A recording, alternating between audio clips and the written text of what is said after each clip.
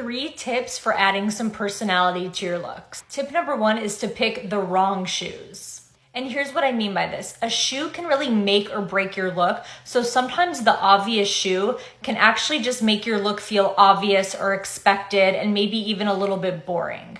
So I tell my clients to pick the less likely shoe. For example, here, I feel like a nice white block heel sandal could be kind of the obvious shoe, but I love that Marjane chose a Birkenstock because I think it just gives the look a little bit more personality. I feel like that's also why people love the look of a sneaker with a dress, is because the sneaker is a less likely shoe to wear with the dress. That's why usually if I feel like my look feels boring, I will try on a few pairs of shoes, and it's always the one that I least expect that I think looks the best. I actually think a similar thing applies to bags as well. Like as you can see here, the look is a little bit more menswear inspired. It's kind of casual, but then this little structured Dior bag, it just gives the look personality. Tip number 2 is to mess it up.